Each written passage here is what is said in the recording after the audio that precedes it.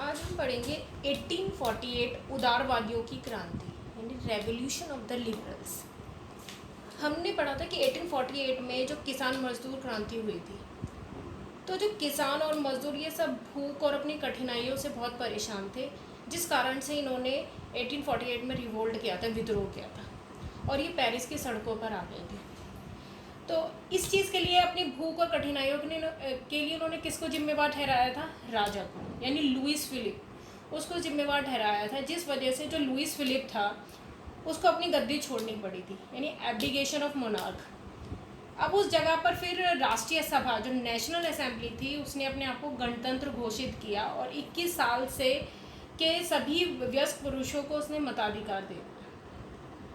ठीक है, तो जो नेशनल असेंबली की स्थापना हो गई। अब जो लिबरल, अब हम पढ़ेंगे पढ़े लिखे मध्यम वर्ग, एजुकेटेड मिडिल क्लास। ये रेवोल्यूशन भी जो था, ये भी साथ साथ, यानी इसी 18 किसान मजदूर क्रांति के समांतर ही एक रेवोल्यूशन चलाया जा रहा था एजुकेटेड मिडिल क्लास द्वारा। ठीक है, तो जो इस वाले रिवोल्ट में जो लिबरल मिडिल क्लास थी, यानी ये पढ़े लिखे जो मिडिल क्लास थी, इनकी डिमांड क्या थी? ये जो मिडिल क्लास थी या जो मध्यम वर्ग था, ये क्या डिमांड कर रहा था? इनको चाहिए था संविधानवाद और राष्ट्रीय एकीकरण, यानी कॉन्स्टिट्यूशनलिज्म विद नेशनल यूनिफिकेशन, यानी कॉन्स्टिट्यूशन भी आना चाहिए और नेशनल यूनिफिकेशन चाहिए। यानी जो यूरोप था, अभी भी यूरोप के कई देशों में नेशन स्टेट्स नहीं बनी थी, यानी राष्ट्र राज्य यानी स्वतंत्र राष्ट्र नहीं थे।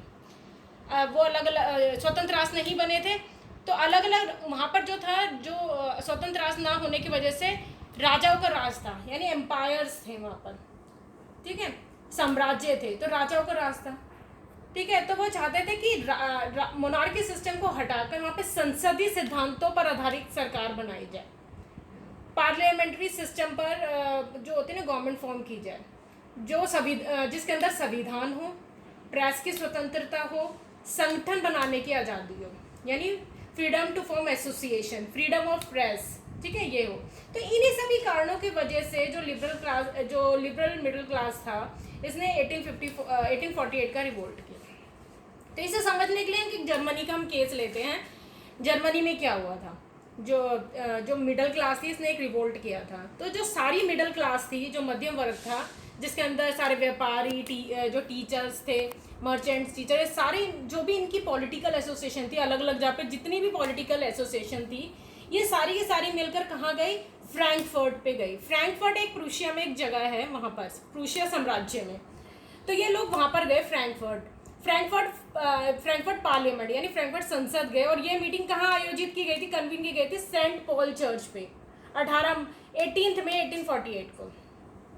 तो ये सारे के सारे वहाँ पर गए और वहाँ पर इन्होंने किसको वोट किया? दे वोटेड, जो भी इनकी पॉलिटिकल एसोसिएशन थी 831 मेंबर्स की, they all voted for all German national assembly, यानी सर्व जर्मन नेशनल असेंबली को इन्होंने वोट किया। और इस असेंबली ने एक कॉन्स्टिट्यूशन बनाया, का प्रारूप तैयार किया। 831 मेंबर्स ड्राफ्टेड अ कॉन्स्टिट्यूशन, संविधान का प्रारूप तैयार किया। अब इस प्रारूप में क्या था? इस संविधान के अनुसार क्या था कि जो राष्ट्र की अध्यक्षता थी, ऐसे राजा के हाथ में हो जो संसद के अधीन रहना था। यानी अगर राजा रहना चाहता है तो वो रहे, वो राजा है, लेकिन राजा जो है वो किसके अंडर काम करेगा? कॉन्स्टिट्यूशन के अंडर, यानी संसद के अधीन काम करेगा। यानी जो राजा की जो पावर्स थी उसको लिमिट कर दिया गया। उस टाइम राजा कौन था? जो पूरा का पूरा ये जो कॉन्स्टिट्यूशन जो प्रेजेंट किया गया था, वो किसके सामने प्रेजेंट किया गया था? किंग ऑफ प्रूशिया, जिसका जो कौन था? फ्राइडरिक विल्हेम फोर्ड, इसके सामने ये पेश किया गया था। ठीक है, तो लेकिन क्योंकि ये राजा के अगेंस्ट था, राजा की पावर्स को लिमिट कर रहा था, तो ही रिजेक्टेड, यानी जो फ्रेडरिक विल्हेम था, इसने इस कॉन्स्टिट्यूशन को रिजेक्ट कर दिया अलॉन्ग विद अदर मोनार्क, यानी और भी उसके जो रीजनल राजा थे, रीजनल मोनार्क थे, क्षेत्रीय राजा, तो उनके साथ मिलकर इसने इस कॉन्स्टिट्यूशन को रिजेक्ट कर दिया।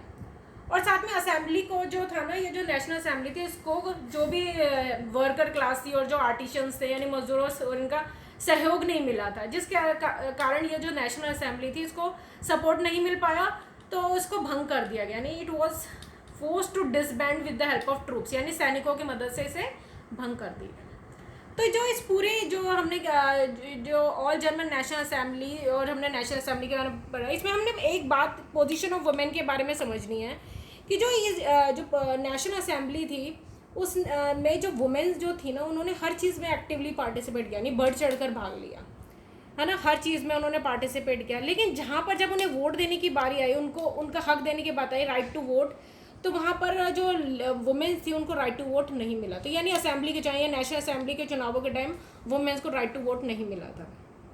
ये एक इम्पॉर्टेंट पॉइंट था ये समझाने के लिए।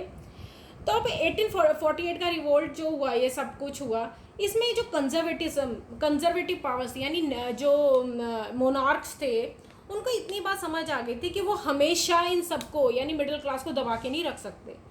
अभी तो उन्होंने इन सब सारी सिचुएशन पे कंट्रोल कर लिया है, लेकिन हमेशा ऐसा नहीं हो सकता। तो इस रिवोल्ट से ये बात समझ आ गई थी तो कि वो हमेशा मध्यम वर्ग को दबा के नहीं रख सकते। तो यानी अगर उनको ये सारा जो ये सर्कल है ना क्रांति का, और ये जो वो रिप्रेस कर रहे हैं लोगों को, और ये जो क्रांति हो रही है इस कारण से, तो इस सर्कल को अगर उन्हें ख़त्म करना है तो उनको कुछ कंसेशंस यानी कुछ रियायतें देनी पड़ेगी इनको, यानी वो हमेशा इनको ऐसे कंट्रोल में नहीं रख सकते सब उनसे उनका हक छीन के। तो इसी कारण से उन्होंने उनको कुछ रियायतें दी। सो दे अबॉलिश्ड सर्वडम, यानी उन्होंने दासत्व एंड बॉन्डेड लेबर इसको अबॉलिश कर दिया, यानी बंधुआ मजदूरी को अबॉलिश कर दिया। ठीक है, तो ये थी 1848 उदारवादियों की क्रांति। अब अगली क्लास में पढ़ेंगे हम इटली और जर्मनी का निर्माण, यानी making of Italy and Germany.